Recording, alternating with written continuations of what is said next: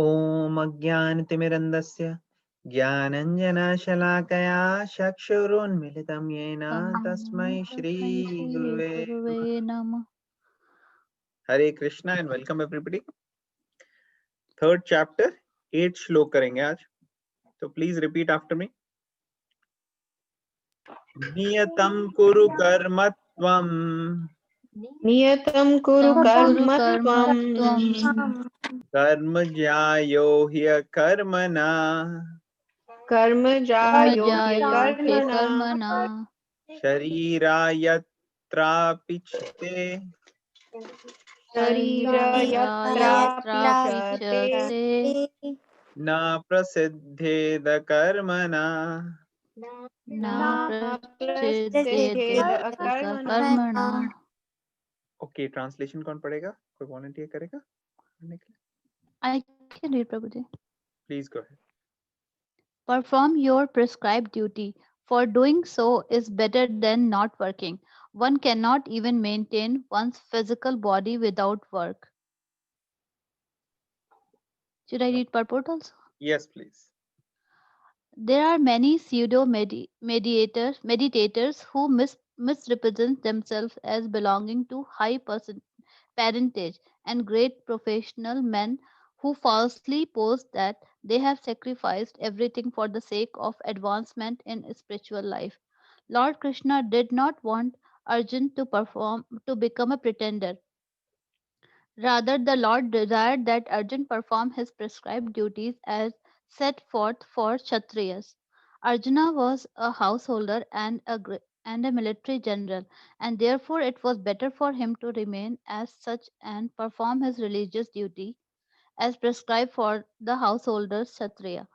Such activities gradually cleanse the heart of a mundane man and free him from material contamination. So called renunciation okay, for the तो purpose. एक second यहाँ Yeah. पे रुकते हैं। Thank you माता जी, thank you so much. तो देखो, ये सारी चीजें हमने ऑलरेडी डिस्कस की हैं, ठीक है ना। जिन्होंने ध्यान से सुना है उनको ये भी याद होगा। तो कई लोग ये भी सोच सकते हैं, ये बार बार रिपीट क्यों करने हैं? बार बार रिपीट इसलिए भी करना जरूरी होता है क्योंकि हम कल आता है तो हम आज की चीज भूल जाते हैं, है कि नहीं? और जब जो कल हुआ था वो हम आज भूल गए। तो ऐसे क्या होता है कि हमें बार बार रेपिटेशन की जरूरत पड़ती है, और जब किसी चीज को एम्फेसिस करना होता है तो भी रेपिटेशन होती है। और इसमें एक्चुअली रेपिटेशन, अगर आप इसको और एनालाइज करोगे तो अलग अलग पर्सपेक्टिव से, अलग अलग व्यू पॉइंट से, अलग अलग एस्पेक्ट से कृष्ण बता रहे हैं। उसको सिंप्लीफाई करके हम अपनी लाइफ में समझ रहे हैं, तो हमें थोड़ा सा रेपिटेशन भी लग सकता है। बट पॉइंट यहाँ पे वही है कि अभी जो हमारे कार्य हैं, अभी जो हम करने के लिए हमारी ड्यूटीज है, रिस्पॉन्सिबिलिटीज हैं, और उसको करके भगवान के साथ हम कनेक्ट करते हैं तो उससे हमारा प्यूरिफिकेशन होता है, ठीक है ना। यहाँ पे ये पॉइंट बताया गया है कि वो हाउस होल्ड क्षत्रिय है arjuna. Arjuna is house holder Kshatriya, military general है वो। तो उसको उसी तरीके की ड्यूटी में एंगेज रखना है। उससे क्या होगा, ग्रेजुअली मतलब एक एग्जाम्पल सेट करना है अर्जुन ने फ्यूचर के लोगों के लिए कि आप उसी तरीके से करो। क्यों? उससे ग्रेजुअली आपका शुद्धिकरण होगा, cleanse the heart of mundane contaminations, material contaminations, ठीक है ना। तो इसलिए वो करना जरूरी है। Please continue reading. So called renunciation for the purpose of maintenance is never approved by the Lord, nor by any religious scripture. After all, one has to maintain one's body and soul together by some work. Work should not be given up capriciously without purification of materialistic propensities. Anyone who is in the material world is certainly possessed of the impure propensity for lording it over material nature, or in other words, for sense gratification. Such polluted propensities have to be cleared. Without doing so, through prescribed duties, one should never attempt to become a so called transcendentalist, renouncing work and living at the cost of others. हाँ, Hare तो ये Krishna. Hare Krishna. So anyone who is in material world is certainly possessed of the impure propensity of lording it over the material nature. इसका क्या मतलब होता है?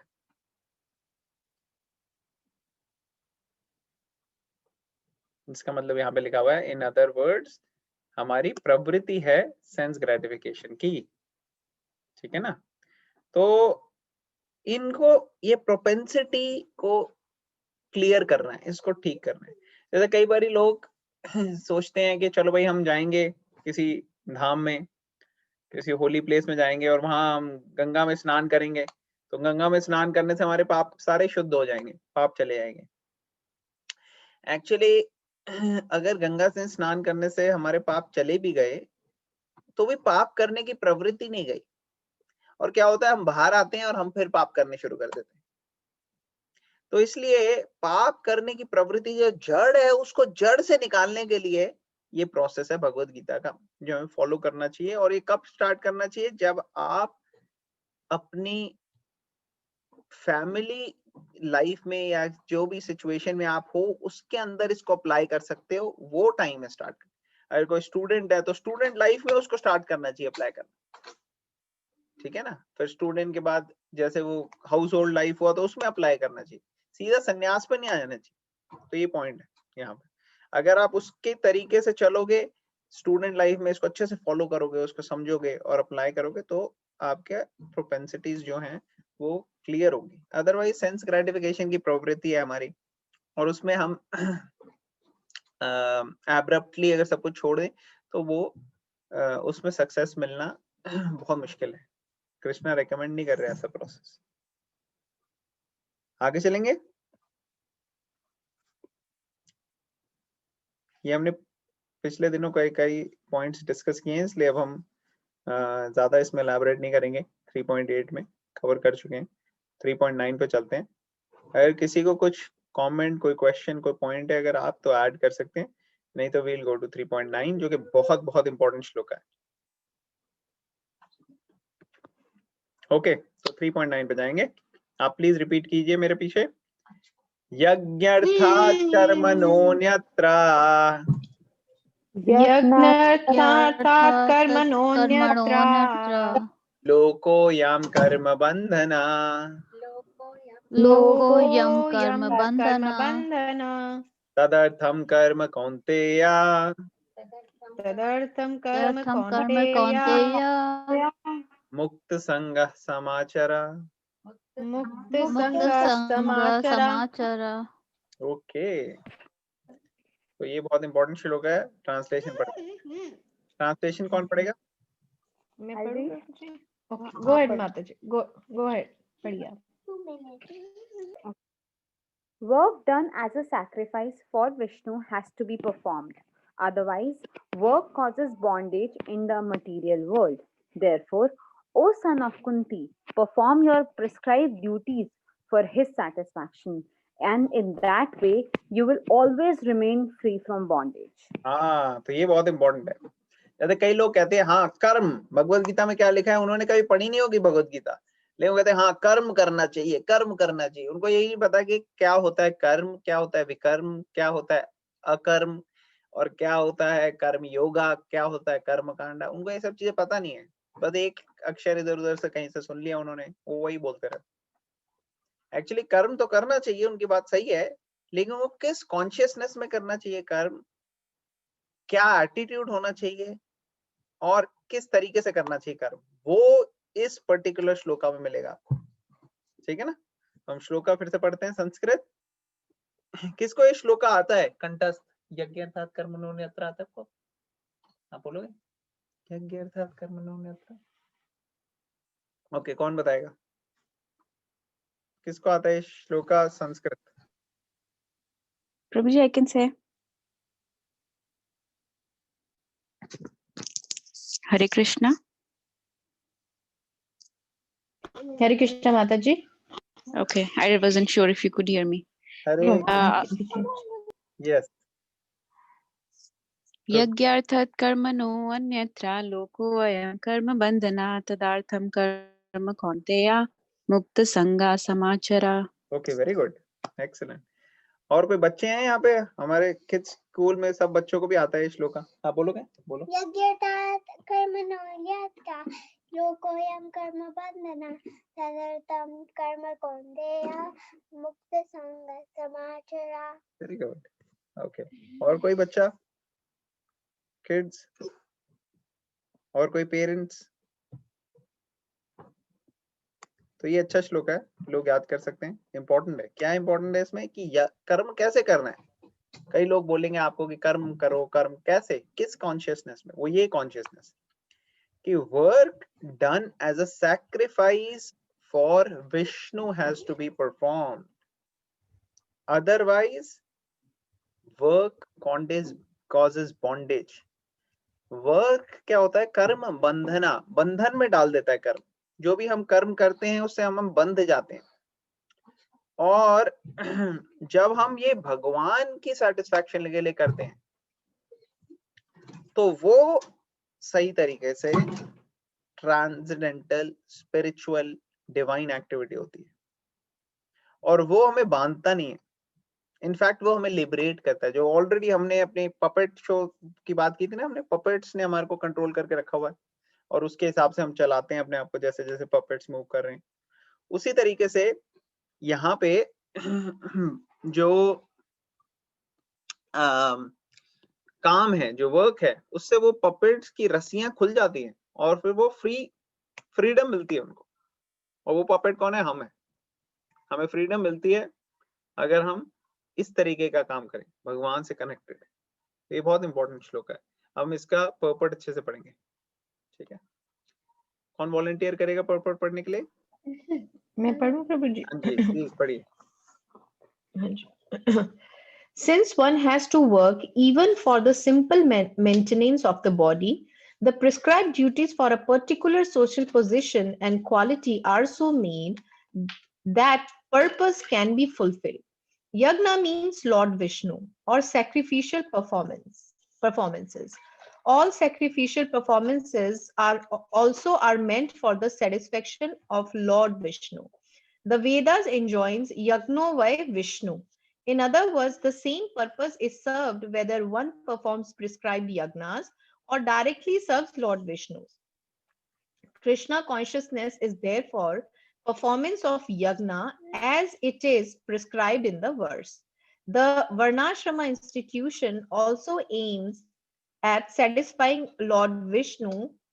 Varnashrama charvata purushena parah puma Vishnur आराध्यते Vishnu Purana 3.8.8। Okay, thank you माता जी, thank you for reading. तो देखो, इसलिए बड़ा इंपॉर्टेंट है कि हम सही सोर्स से इंफॉर्मेशन ले। अगर हम सही सोर्स से इंफॉर्मेशन लेंगे तो हमारे कॉन्सेप्ट्स सारे क्लियर हो जाएंगे। यहाँ पे देखो यज्ञ वर्ड यूज किया है। अब यज्ञ का मतलब जनरली लोग कभी कभार सोचते हैं कि यज्ञ मतलब सिर्फ अग्नि का यज्ञ, फायर यज्ञ, कि भाई अग्नि जलाई, अग्नि के बीच हवन किया, सब लोग बैठ गए, होमा किया, तो वो हो गए यज्ञ। बट एक्चुअली शास्त्रों में यज्ञ का मतलब सिर्फ ये नहीं होता, वो एक तरीके का यज्ञ है, मगर यज्ञ तो बहुत तरीके के होते हैं। आपको पता है सबसे टॉप क्लास यज्ञ कौन सा बताया कृष्णा ने भगवत गीता में? इसलिए कई बार अगर आप पूरी भगवत गीता को समझोगे नहीं या किसी ऐसे व्यक्ति से नहीं सुनोगे जिसने पूरी भगवत गीता को अच्छे से समझा है, तो वो लोग आपको इस श्लोक का अलग मतलब बताएंगे, किसी श्लोक का अलग मतलब बताएंगे, वो सारी चीज को कनेक्ट नहीं कर पाएंगे। जैसे कुछ दिन पहले हम ये भी डिस्कस कर रहे थे ना कि प्रभुपाद ने यहाँ पे स्पेसिफिकली भक्ति योगा का मेंशन क्यों किया है, या ये कर्म योगा है, या क्या इसका वो है। तो हम ये बता रहे थे कि कृष्णा ने जो बात कही है पूरी भगवत गीता में, उसकी कंक्लूजन के साथ कनेक्ट करना हर श्लोक को, वो प्रभुपाद ने किया ताकि हम समझ सके। उसी तरह से यज्ञ का मतलब अगर कोई ये सोचे कि सिर्फ फायर यज्ञ ही एक यज्ञ है, वो मिस कर जाएगा, उसको समझ में नहीं आएगी कई चीजें जो भगवत गीता में है और बाकी ग्रंथों में। तो यज्ञ का मतलब एक्चुअली क्या होता है? यज्ञ का मतलब होता है कि सैक्रिफाइस। सैक्रिफाइस मतलब रिचुअल्स करना जो रिकमेंडेड है शास्त्रों में। और वो रिचुअल कैसे होने चाहिए? वो रिचुअल मतलब ड्राई रिचुअल नहीं होने चाहिए, they should be spiritually ritual is one part of spiritual. Spirit and ritual, वो दोनों connect होके spiritual बनाता है. तो जो आत्मा के लिए रिचुअल्स हो रहे हैं वो स्पिरिचुअलिटी में, जैसे प्रभुपाद ने बताया था ना कि अगर सिर्फ फिलॉसफी है और रिलीजन नहीं है तो ये फिलॉसफी जो है ये मेंटल स्पेकुलेशन है, और अगर रिलीजन है और कोई फिलॉसफी नहीं है प्रॉपर तो ये रिलीजन जो है ये सेंटिमेंटलिज्म है और कभी कभार फैनेटिसिज्म भी हो सकता है. तो यहाँ पे दोनों को कंबाइन करना है. उसी तरीके से यहाँ पे हमें समझना है कि क्या बोला गया. तो यज्ञ का मतलब होता है सैक्रिफाइस, और भगवान ने 10th कैंटो में ये बताया है कि यज्ञ में सबसे टॉप मोस्ट यज्ञ जो है वो मैं हूं, और वो क्या है? कौन बोलेगा, बताएगा?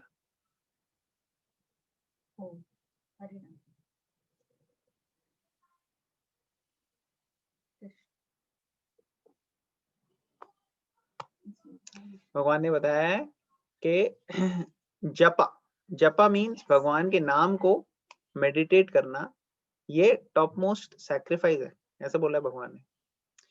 तो उसके लिए वर्ड यज्ञ यूज किया गया. अगर किसी को ये पता ना हो तो वो सोचेगा ये यज्ञ में भगवान जपा यज्ञ कह रहे हैं, जपा कैसे यज्ञ है? तो वो इसीलिए क्योंकि वो समझ नहीं पा रहे कि यज्ञ का मतलब फायर सैक्रिफाइस तक लिमिटेड नहीं है. यज्ञ मीन्स लॉट ऑफ थिंग्स. तो यज्ञ अर्थात कर्म, और इसमें क्या है मेन चीज, यज्ञ कौन सा होना चाहिए? जो सैक्रिफाइस होनी चाहिए भगवान विष्णु के लिए. तो पिछले दिनों किसी ने पूछा भी था कि ये कैसे विष्णु या कृष्णा की बात क्यों कर रहे हैं. एक्चुअली कृष्णा ही है जिन्होंने अपना विराट रूप दिखाया था, ठीक है ना. कृष्णा ने अपना विराट रूप दिखाया था, उसके अंदर सारे देवी देवता दिखे थे अर्जुन को. अभी आएगा 11th चैप्टर में, क्लियर हो जाएंगे आपके डाउट कि कृष्णा इज पूर्ण पुरुषोत्तम भगवान. और कृष्णा ने बचपन से ही गोवर्धन उठा लिया, शुरू से ये दिखाया कि मैं भगवान हूं, इसमें कोई दो राय नहीं है. पूतना जब आई उनके पास, किल कर दिया. और सिर्फ भगवान विष्णु या कृष्णा नहीं, बाकी देवी देवता भी यही कहते हैं. जैसे ब्रह्मा जी क्या कहते हैं? ब्रह्मा जी कहते हैं गोविंदमादि पुरुषम तम अहम भजामि, कि गोविंद जो आदि पुरुष हैं मैं उनकी पूजा करता हूँ. शिव जी क्या कहते हैं? शिव जी कहते हैं कि पद्म पुराण में, शिव पुराण में वहां बताते हो, क्या बताते हैं? आराधना नाम सर्वेशाम विष्णु आराधना परम, कि आराधना जो है भगवान की वो उसमें सर्वेशाम, सारी में से सब टॉप मोस्ट कौन सी है? वो है विष्णु आराधना. तो इसलिए ये क्लियर कट है, इसमें कोई दो राय नहीं है. जब अर्जुन ने भी, महाभारत में आता है, जब उसने देवी की पूजा की तो देवी ने भी आके उनको यही कहा कृष्णा है. सृष्टि स्थिति प्रलय साधन शक्ति रेखा छाएव यस्य भुवनानि विवर्त दुर्गा इच्छानुरूपमपि यस्य च चेष्टते सा गोविंदमादि पुरुषम तमहम भजामि. जो पूरी सृष्टि को चला रही हैं दुर्गा देवी, वो अपने आप को किसके मन से कैरी करती हैं? भगवान कृष्ण के, ऐसे लिखा है शास्त्रों में. तो ये देवी देवता ये सब बड़े एडवांस्ड हैं. अगर हम इनके पास अच्छे से पहुंचते हैं निष्काम भावना से, तो वो ऑटोमेटिकली हमें भगवान कृष्ण की तरफ डायरेक्ट करते हैं. जैसे आप लोगों ने, कईयों ने हो सकता है देवी देवताओं की पूजा की हो, तो उनका आशीर्वाद ही आपको मिला है कि आज आपको ये भक्तों की एसोसिएशन मिल रही है, आपको ये भगवत गीता की एसोसिएशन मिल रही है, आपको भगवान के बारे में सही तरीके से पता लग रहा है. क्यों पता लग रहा है? क्योंकि उनका आशीर्वाद मिला आपको. अगर सही तरीके से देवताओं के पास बढ़ोगे आप, तो देवता भी आपको भगवान की तरफ इंकरेज करेंगे. तो ये उन्हीं की कृपा की वजह से आज आप यहाँ पे बैठे हो. तो ये हमारे ग्रेटिट्यूड हमेशा रखना चाहिए, लेकिन हमें सबको सही कॉन्टेक्स्ट में देखना चाहिए. जैसे जो मेरा बड़ा भाई है या मेरी बड़ी बहन है, मैं उसको ये नहीं कहूंगा कि आप मेरे पिता ही हो या आप मेरे माता ही हो. नहीं, वो उसका स्थान अलग है, उसका बड़े भाई और बड़ी बहन होने का स्थान है. उसी तरह से डेमीगॉड्स, देवी देवता, ये सब हमारे एक तरह से बड़े भाई हैं और बड़ी बहनें. लेकिन जो भगवान है वो तो ही, उनकी जगह नहीं कोई ले सकता ना. जो माँ है उसकी जगह कोई नहीं ले सकता. माँ की अपनी प्लेस है, पिताजी की अपनी प्लेस है, वो रिलेशनशिप. तो उनके साथ जो हमारा रिलेशनशिप है भगवान का, उसमें जब हम कार्य करते हैं, work done as a sacrifice to Vishnu, उस तरीके से अगर हम कार्य करते हैं तो वो हमें बॉन्डेज, बंधन में नहीं बांधता, बंधन से हमें निकालता है. तो यहाँ पे बताया है पर्पट में, पहला पैराग्राफ जो अभी पढ़ा है माता जी ने, उसमें यही पॉइंट एम्फसाइज किया हुआ है कि किसी को भी अपनी बॉडी को मेंटेन करने के लिए भी कई सारे कार्य करने पड़ते हैं। जैसे हमें खाना खाना पड़ता है, हमें पूरे दिन काम करना पड़ता है ताकि हम रिसोर्सेज आए जिससे हम खाना ले सके, खरीद सके, घर मेंटेन कर सके। तो इस सब में अगर हम सेंटर भगवान को बना लें तो वो सारे के सारी चीजें जो होंगी वो स्पिरिचुअलाइज हो जाएंगी। तो अगर आप कमाते हो, आप लेके आते हो खाना, उससे आप कुक करो, आप भगवान को ऑफर करो, आप डिवोटीज को डिस्ट्रीब्यूट करो, आप जनता जो बाकी लोग हैं बाहर के जो जिनको पता ही नहीं कुछ भगवत गीता के बारे में, उनको आप खाना खिलाओ, लेकिन वो खाना होना चाहिए भगवान को ऑफर्ड। फिर हर चीज में भगवान आ जाते हैं। उसी तरह से आप अपने घर अच्छा सा सुंदर सा लेते हो, उससे आप सेंटर में भगवान को रखो। उसी तरीके से आप अगर आपके पास गाड़ी है, व्हीकल्स हैं, आप उसको यूज करो भगवान के मंदिर जाने के लिए। तो इस वजह से इससे सारी चीजें आपकी स्पिरिचुअलाइज हो जाएंगी। आपके पास पैसे हैं तो आप उनको भगवान के उसमें डोनेशन देने के लिए यूज करो। तो इससे क्या होगा, सारी की सारी चीजें स्पिरिचुअलाइज हो जाती है। समझ में आ रहा है सबको? हाँ जी प्रभु जी। हाँ जी। Okay. मतलब हाँ बताइए, क्या कह रहे हो? मतलब sorry, I was saying to someone else. अच्छा अच्छा, ओके। देखो यहाँ पे क्या लिखा है, द वर्णाश्रम institution is also aims at satisfying Lord Vishnu. अभी वर्णाश्रम जो है ये सेटिस्फाइंग ऑफ लॉर्ड विष्णु है। ये कैसे? ये शास्त्रों में लिखा है। ये देखो विष्णु पुराण कोट किया प्रभुपाद ने। तो प्रभुपाद ने यहाँ पे जो चीजें बताई हैं वो सारी स्क्रिप्चर्स से हैं। अपने मन से नहीं कुछ बना के बोल लिया कि मेरे को सेंटिमेंटली लगता है कि ये देवी देवता, ये बाबा जी हैं भगवान, तो बस ये भैरव बाबा की जय कर दिया। ऐसे नहीं है, सब शास्त्रों से है, जो स्क्रिप्चर्स में लिखा है वो। तो आगे पढ़ते हैं, नेक्स्ट पैराग्राफ कौन पढ़ेगा? I can read. हाँ जी पढ़िए। Yes. Therefore, one has to work for the satisfaction of Vishnu. Any other work done in this material world will be a cause of bondage for both good and evil. Work have their reactions, and any reaction binds the performer. Therefore, one has to work in Krishna consciousness to satisfy Krishna or Vishnu. And while performing such activities, one is in a liberated stage. Okay, तो This stop is करते हैं यहाँ पे। इसको Hare थोड़ा Krishna. सा analyse करते हैं। वही बातें जो हमने बोली हैं, लेकिन थोड़ा सा ये बड़े अच्छे से प्रभुपाद ने यहाँ पे लिखा है। तो प्रभुपाद यहाँ पे क्या कह रहे हैं, one has to work for the satisfaction of Vishnu. उसके अलावा कोई भी काम हम करेंगे भगवान की संतुष्टि के अलावा, तो उससे क्या होगा उससे हमें बॉन्डेज, बंधन में बंधेंगे। क्यों बंधन में बंधेंगे? क्योंकि अच्छा काम करें या बुरा काम करें, गुड या एविल, दोनों के रिएक्शंस होते हैं, और जो भी रिएक्शंस होते हैं वो हमारे को बाइंड करते हैं इसमें। तो ये सबको क्लियर हो गया, समझ में आ गया? कौन है यहाँ पे जो जिसको समझ में नहीं आया है? सबको आ गया समझ? हाँ जी प्रभु जी। चलो ठीक है, अब मैं क्वेश्चन पूछूं? हाँ जी। ओके, तो ये इसका कोई एग्जांपल दो। किसी ने कोई यहाँ पे है जो ये इसका एग्जांपल दे सकता है? इसका क्या मतलब हुआ? Any other work done in this material world will be a cause of bondage for good and evil work. They have reactions and any reaction binds the performer. क्या मतलब हुआ इसका? कोई एग्जांपल देके बताएं मुझे। समझ में नहीं आया मुझे कि ये क्या। Can I try प्रभु जी? हाँ माधुरी कोशिश कर।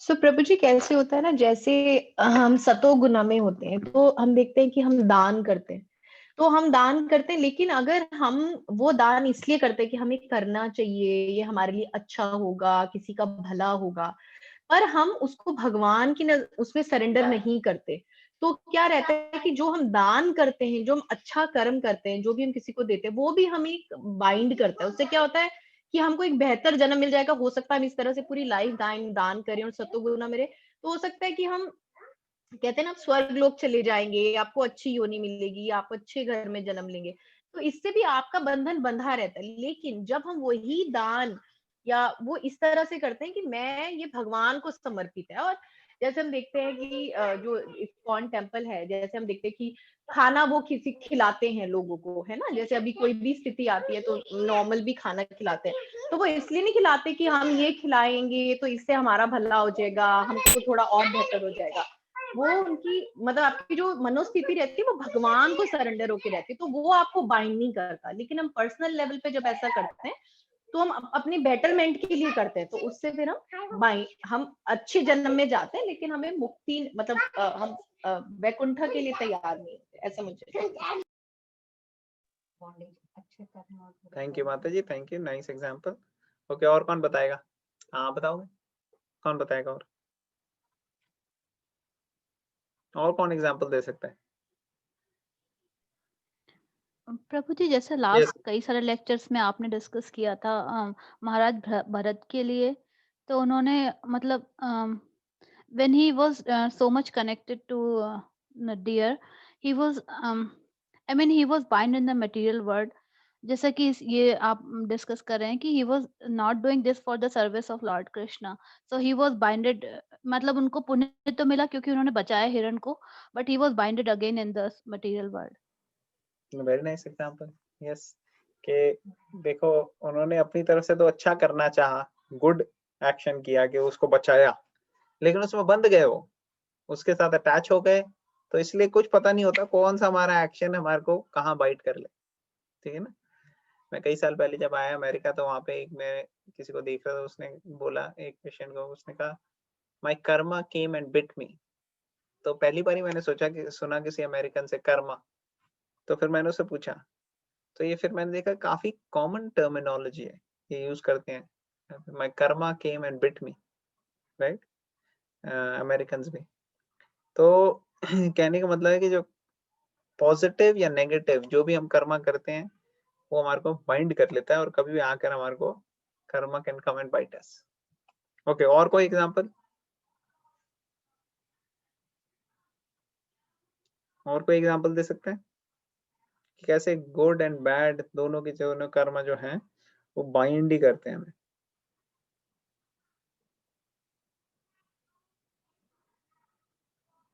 सिक्सटीन लोगों ने कहा है उनको समझ में आ गया, लेकिन एग्जाम्पल से 2 लोगों ने दिए हैं, ये कैसे हो सकता है? कोई और भी हिम्मत Actually, करे थोड़ी। I had example of Maharaj Bharat, but I got confused whether it will be suitable to put in this sentence. So I got confused. Okay, no problem, फिर आप कोई और example And he also did not work in Krishna consciousness. He got too involved in the deer that even in his last breath, he was thinking about the deer only. Yes yes, very nice. Okay, और कोई example? Actually practically आप अगर शास्त्रों के नजरिए से देखो, आपको हर मोमेंट पे एग्जांपल मिलेंगे। ओके, नताशा माता जी, प्लीज गो अहेड। नहीं प्रभु जी, I think you were giving shastra के example, I was just giving ऐसे जनरल बातें। नहीं, बोलो बोलो, आप एग्जांपल दो।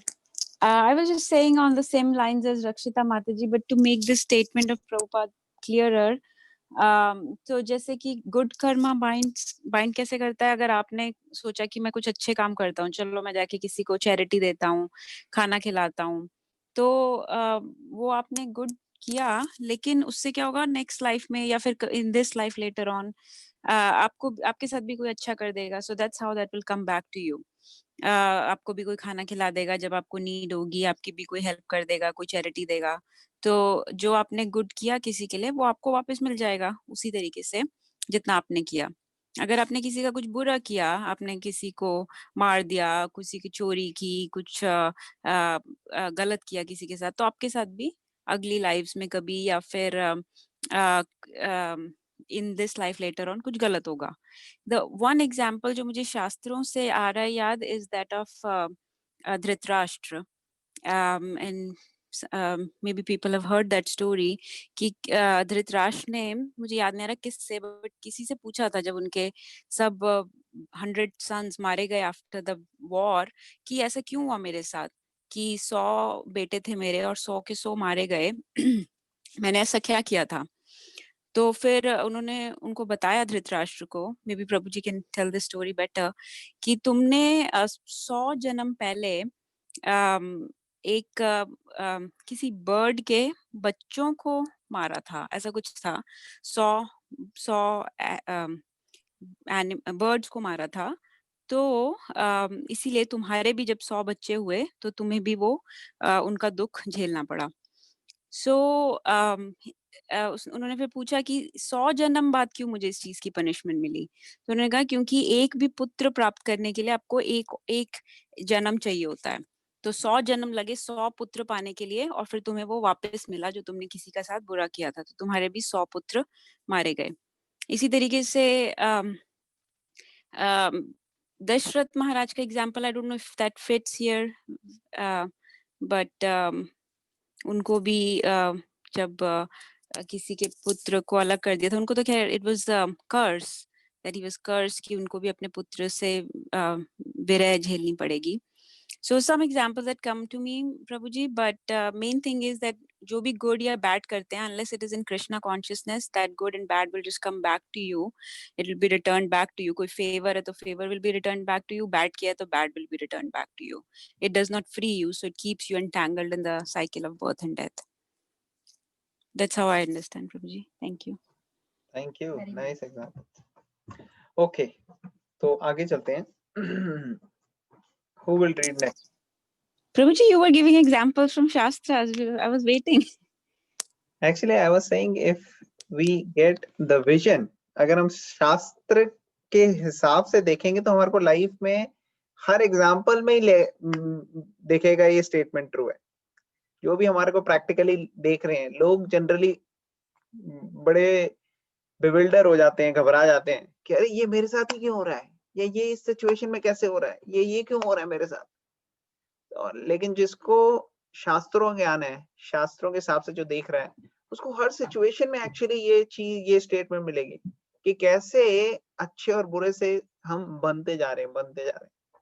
हम जनरली इस उसमें फंस जाते हैं, इस सोच में कि जो हमारी फैमिली है, जो हमारे आसपास के लोग हैं, उसको हम कहते हैं हमारे, हम उनके लिए अच्छा करने की कोशिश करते हैं, और उसकी कॉस्ट में कई बारी दूसरों के लिए नेगेटिव भी हो सकता है. नेचुरली आप जा रहे हो, आप कहोगे नहीं ये तो बार्गेन करोगे आप किसी दुकानदार से. अब वो दुकानदार से आप बार्गेन करके पैसे ला रहे हो तो आपके घर वालों के लिए पॉजिटिव हो गया, वो दुकानदार के लिए एक तरह से नेगेटिव हो गया. जस्ट सिंपल एग्जांपल दे रहा हूं मैं कि मेंटालिटी क्या होती है. आपने को कहीं कोई चीज मिली, आप उसको लेके आ रहे हो, अब वो दूसरों के लिए चाहे उसकी कमी हो जाए, लेकिन आप अपने उनको वो कर रहे हो. तो पॉइंट क्या होता है कि ये सब जो एक्शंस है हमारे, इसमें कहीं ना कहीं हम बंधते जा रहे हैं अगर ये भगवान को सेंटर बना के नहीं कर रहे हैं. और जिस तरीके से हम बंधते हैं, हमें रिएक्शंस मिलते जाते हैं. इसलिए बहुत बहुत इंपॉर्टेंट है कि अगर कोई भी चीज हम कर रहे हैं अपनी डेली लाइफ में, उसके अंदर हम भगवान को सेंटर बनाएं, भगवान की होली नेम चैंटिंग और इन सबको हम सेंटर में रखें और साथ में इंक्लूड करें, तो जितनी भी नेगेटिव चीजें होती हैं और जितनी भी पॉजिटिव होती हैं, both good and bad Karma, they actually get nullified. That is the power of भक्ति. ठीक है ना. रक्षिता माता जी, आप कुछ शेयर करना चाहते हैं? हाँ प्रभु जी, मैं ये कह रही थी, अभी माता जी ने जो एग्जाम्पल दिया था ना कि एक बार दशरथ महाराज से ऐसे तीर लग गया था, तो वो दैट वाज अनइंटेंशनल है ना. तो हम देखते हैं कि जो हम इंटेंशनली करते हैं उसका तो हमें कितना कर्म लगेगा. इनफैक्ट जो हम अनइंटेंशनली भी जैसे दशरथ महाराज से हुआ, and he was seeking for forgiveness also, but still he had to go through all that pen.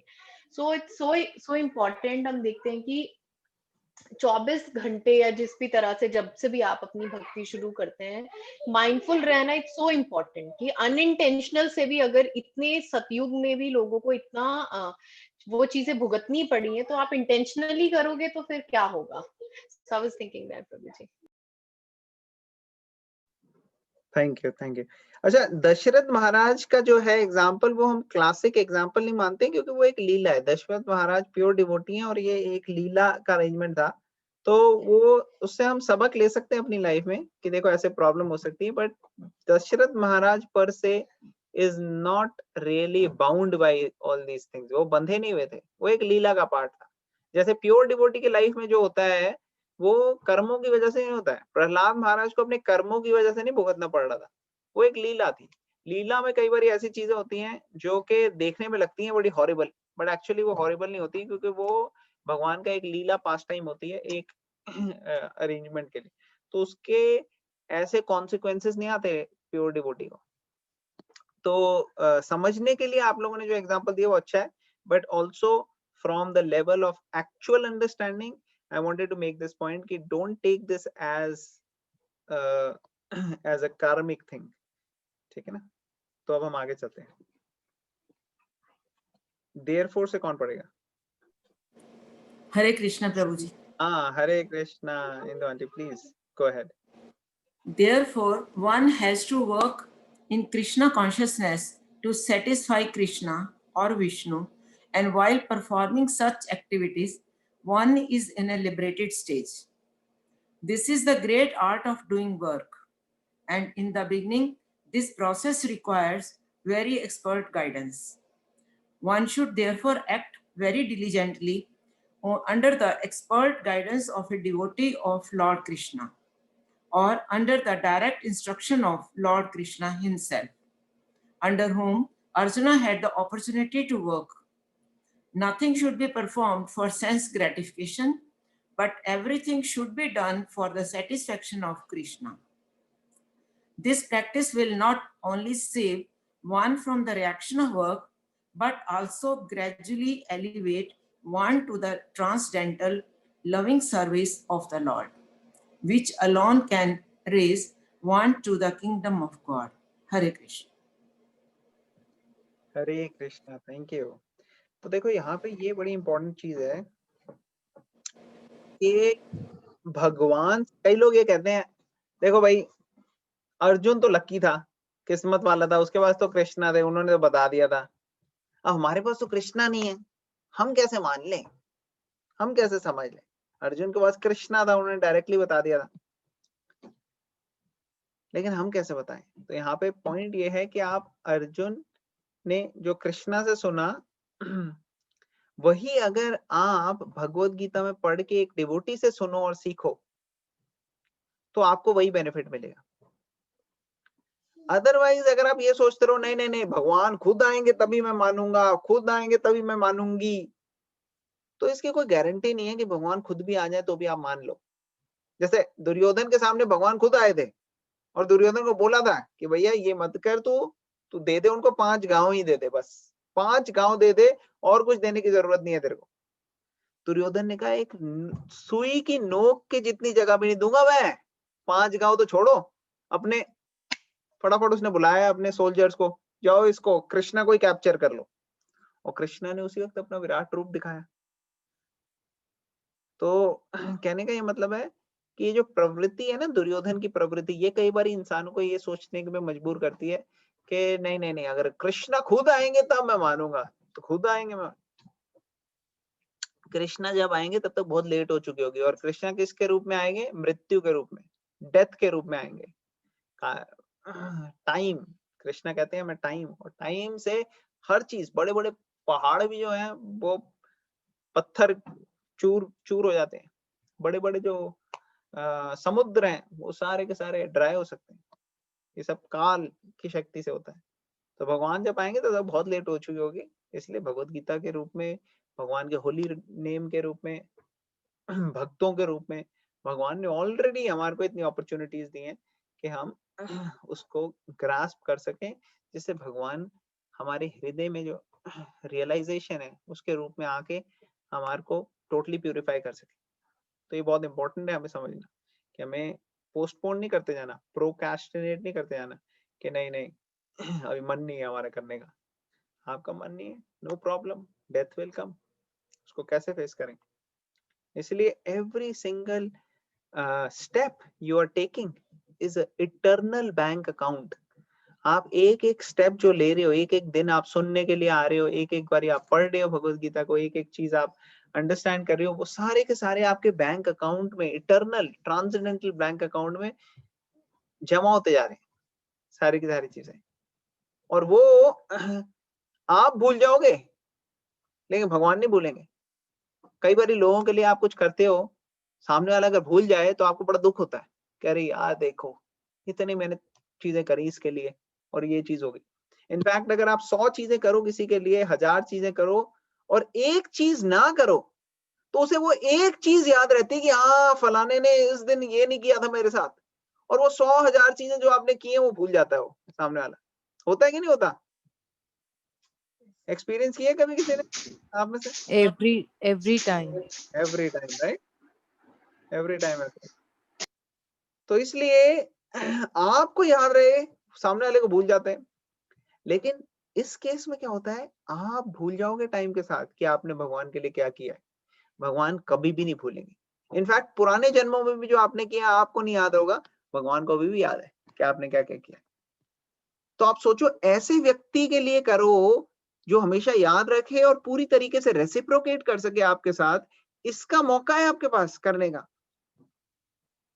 वो भगवान जो हमारे साथ पहले थे, इस जन्म में से भी पहले थे, इस जन्म में भी हैं और इसके बाद भी रहेंगे। वो हम भगवान जो हमारे साथ हमेशा रहते हैं। और आयरनी क्या है कि उन्हीं को हम सबसे ज्यादा निग्लेक्ट करते हैं। हमारा कोई फ्रेंड हो गया, कोई नेबर हो गया, कोई फैमिली मेंबर हो गया, जो हमारे साथ बहुत थोड़े टाइम तक रहते हैं, उनको हम कई बार एक सेंटर बना लेते हैं, उनको सब कुछ देते हैं, करते कराते हैं उनके लिए, और सामने वाला हमारी एक्सपेक्टेशंस को फुलफिल नहीं कर पाता, हमें बहुत दुख होता है फिर। कह रहे देखो इसके लिए मैंने इतना सब कुछ किया और इसने मेरे लिए ये किया, तो ऐसे बड़ा दुख होता है। अगर हम भगवान को सेंटर बना के करें, भगवान के लिए सब कुछ करें, जो भी हमारे आसपास है उन लोगों को भगवान से कनेक्शन रखें कि हाँ भाई मैं अपने बच्चे के लिए क्यों कर रहा हूँ, क्योंकि वो भगवान ने मुझे दिया है, मेरा केयर टेकर, मेरे को इसलिए करना है क्योंकि भगवान के लिए। तो आपको बुरा नहीं लगेगा अगर वो बच्चा आपके एक्सपेक्टेशंस पे नहीं भी उतरता, तो भी आपको ये है कि मैंने तो अपने भगवान के साथ वो बनाने के लिए किया। अगर आप सिर्फ बच्चे से करोगे तो आपको बहुत ज्यादा दुख होगा। अगर आप भगवान के लिए करोगे आपको फिर भी एक स्ट्रेंथ मिलेगी फेस करने की। तो ये बहुत इंपॉर्टेंट है कि हम भगवान को सेंटर बना के हर चीज करें, तभी हम इस श्लोका का परफेक्शन समझ सकते हैं, कर्मा का परफेक्शन समझ सकते हैं। ये चैप्टर कर्म योगा का है, इसलिए इसमें ये चीज बहुत अच्छे से हमारे को जान लेनी चाहिए। कर्म योगा क्या होता है? बड़े बड़े लोग हैं वो कर्म योगा से बड़े अट्रैक्ट होते हैं कर्म बोलने के लिए। वो लगता है कर्मा मतलब मैं जो मर्जी करता रहूं और उसके बाद जो मर्जी उसको जैसे मर्जी उसको डील करूं, जाऊं सुबह से शाम तक पैसे कमाऊं और पैसों को ला के जैसे मेरा मन करे वैसे उड़ाऊं, ये कर्म योगा है। ये कर्म योगा नहीं है। ऐसे जो समझते हैं उन्होंने कभी भगवत गीता को अच्छे से सीखा नहीं है, इसलिए वो इस गलत फहमी में पड़ गए। यहाँ पे क्लियरली बताया है कि कर्मा क्या है और कर्म योगा क्या है। Work done as a sacrifice to Vishnu must be performed, और हमने जैसे डिटेल में डिस्कस किया किस तरीके से उसको हम परफॉर्म कर सकते हैं। ठीक है, तो हम यहाँ स्टॉप करते हैं। किसी का कोई और पॉइंट, क्वेश्चन, कमेंट या कोई पॉइंट है तो हम वो ले सकते हैं। किसी को कुछ ऐड करना है?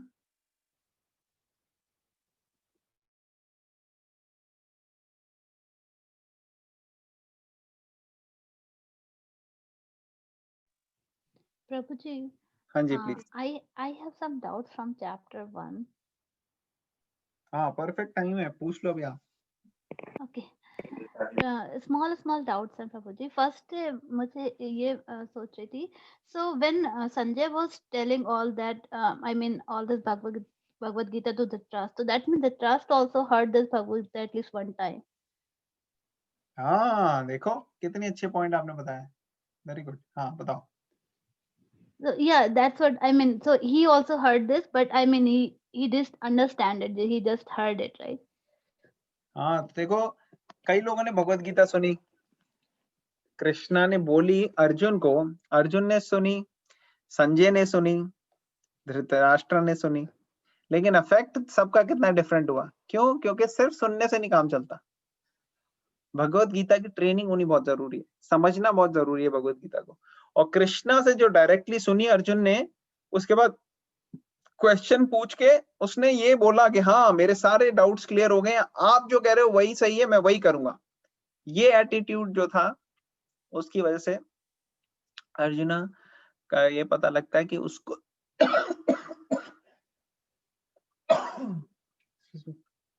उसका समझ में आ गई भगवत गीता, ठीक है ना। Give me one second.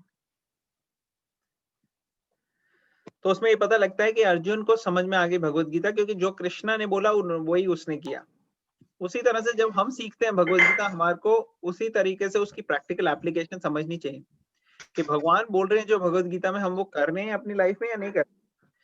अगर हम भगवत गीता पूरी पढ़ें और उसको समझ के कहें हाँ भाई हम भी अग्री करते हैं, लेकिन हम वो काम ना करें जो भगवत गीता में लिखा है, तो इसका मतलब कि हमारा समझना भगवत गीता का इज नॉट कंप्लीट। कहीं ना कहीं हम सुपरफिशियली बस कह रहे हैं कि हाँ भगवत गीता आ गई, क्योंकि हम प्रैक्टिकल लाइफ में उसको अप्लाई करने की कोशिश नहीं कर रहे। तो यही धृतराष्ट्र का था। धृतराष्ट्र जो था उसके मन में कुछ और था और वो करता कुछ और था। उसको पता था क्या सही है क्या गलत है, लेकिन उसको करने की क्षमता नहीं थी। क्यों? क्योंकि वो अटैच्ड था, वो बॉन्डेज से अटैच था। क्या बॉन्डेज थी उसकी? उसको अटैचमेंट थी अपने बेटे से। और बच्चों से अटैचमेंट होना नेचुरल है, लेकिन धृतराष्ट्र को इतने मौके दिए गए, भगवान ने खुद आके बोला, तब उसको ले लेना चाहिए था भगवान की एडवाइस और फॉलो करना चाहिए था जो भगवान कह रहे। लेकिन क्योंकि उसने नहीं किया, इसलिए उसको ये सब दुख देखना पड़ा। तो उसी तरीके से हमें समझना चाहिए कि अटैचमेंट जो है ये अच्छी नहीं होती। अटैचमेंट को ट्रांसफॉर्म करना है हमें भक्ति में, कि जो जो हमारी अटैचमेंट है उसको कैसे कृष्णा के साथ सेंटर बना के हम लोग, अगर हम वो करेंगे तो फिर वो बॉन्डेज नहीं रखेगी, वो हमें बॉन्डेज से रिलीज करेगी। इसलिए हमें पर्सनल गाइडेंस की जरूरत है कि अपने पर्सनल लाइफ में इसको कैसे समझा जाए, कैसे अप्लाई किया जाए। तो उसके लिए यहाँ पे प्रभुपाद ने स्पेसिफिकली बताया कि जिस तरीके से अर्जुन ने पर्सनल गाइडेंस ली कृष्णा से, उसी तरह से हमें पर्सनल गाइडेंस लेनी है कृष्णा के कोई डिवोटी से जो ज्यादा एक्सपीरियंस हो, जिनको ज्यादा आइडिया हो। उनसे हम गाइडेंस ले, उनके साथ हम इंस्पिरेशन ले और फिर फॉलो करने की कोशिश करें। So very nice point Mataji for sharing. Thank you. Prabhuji, one more question. A small question only. Hmm. It's from Sloka 1.15, where he's telling all, like Prabhupada is discussing all names for Lord Krishna. So one name is Vasudev, is because he's appeared as son of Vasudev. But Correct. Prabhuji, I was just wondering, like Prahlad Maharaj ने जब मंत्र जाप किया था, he said like Om Namo Bhagavate Vasudevaya, but he was in the time of before Krishna. I mean, Correct. before the name Vasudev. Correct. तो वासुदेव के कई meaning होते हैं और इस क्वेश्चन का भी कई सारे आंसर है। एक आंसर तो ये है कि टाइम जो वैदिक कल्चर में होता है वो लीनियर नहीं होता। अभी जो हम सोचते हैं मॉडर्न एज में, वो लीनियर टाइम सोचते हैं। हम सोचते हैं आज आ गया बस अब खत्म हो गया। एक्चुअली जो वैदिक कल्चर के हिसाब से टाइम जो है वो साइक्लिकल होता है, इन द सेंस के जैसे दिसंबर के बाद जनवरी आता है, ठीक है ना। अब कोई कहे कि अरे दिसंबर से पहले आता है जनवरी, बात थोड़ी आता है। दिसंबर से पहले आता है जनवरी, क्योंकि हम जनवरी से स्टार्ट करते हैं, जनवरी फरवरी मार्च अप्रैल मई जून जुलाई अगस्त सब। लेकिन कोई कहे कि दिसंबर के बाद आता है जनवरी, तो वो बात भी सही है कि नहीं। दिसंबर से पहले भी आता है जनवरी और बाद में भी आता है। समझ में आ रहा है सबको? जी प्रभु।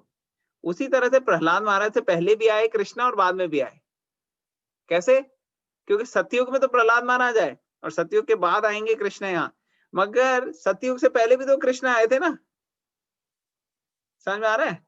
क्योंकि साइक्लिकल है टाइम। ओके प्रभु जी।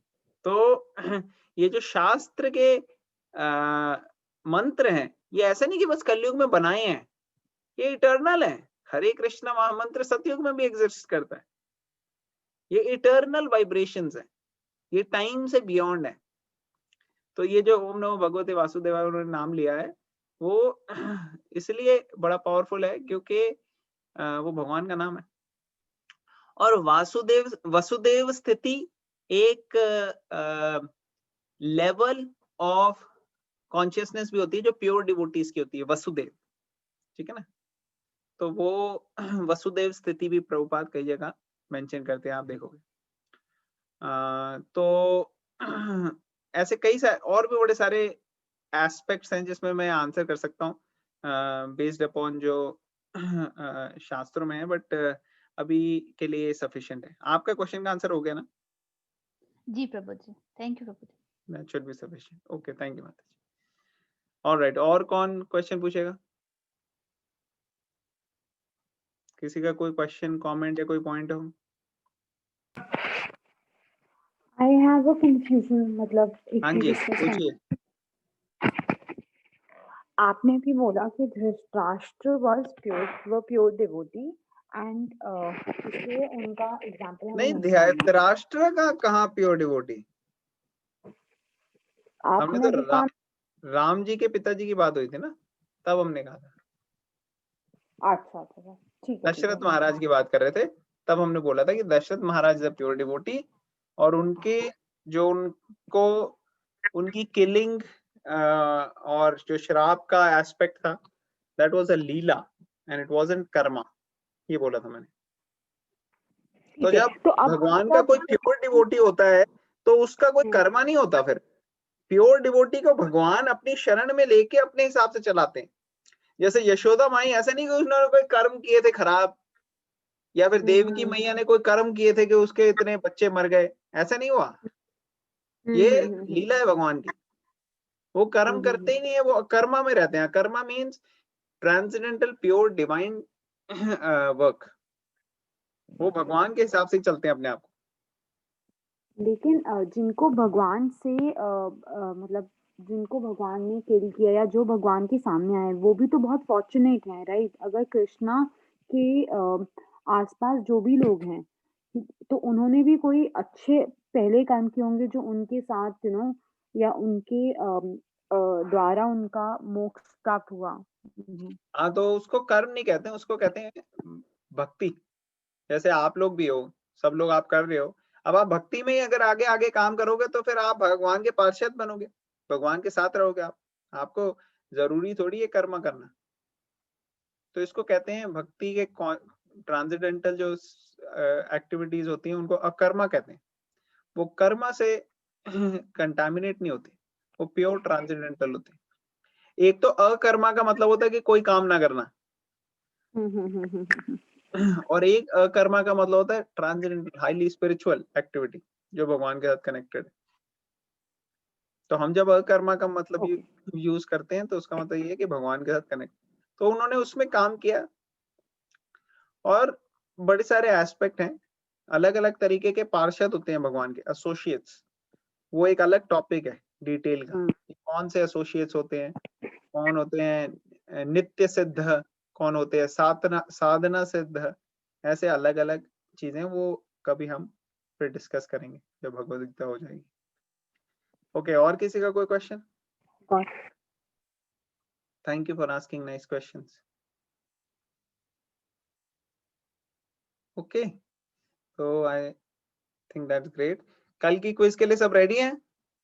कल ही थी ना? कल की क्विज के लिए सब तैयारी हो गई सबकी?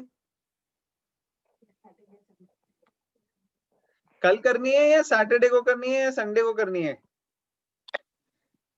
संडे कर ले, सैटरडे या संडे। संडे कर लेते हैं I think. Prabhuji, sorry I couldn't attend yesterday. कौन सी क्विज है, एक बार अगर आपके पास टाइम है? फर्स्ट चैप्टर के अंदर सब बड़े एंथुसियास्टिकली कह रहे हैं फर्स्ट चैप्टर हम दोबारा से क्विज करेंगे, और डिफिकल्ट वाली क्विज चाहिए इस बारी सबको।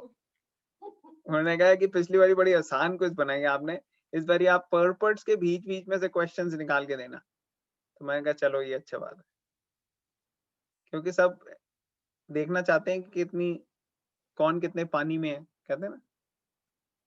तो ये सबकी इच्छा है। Am I right?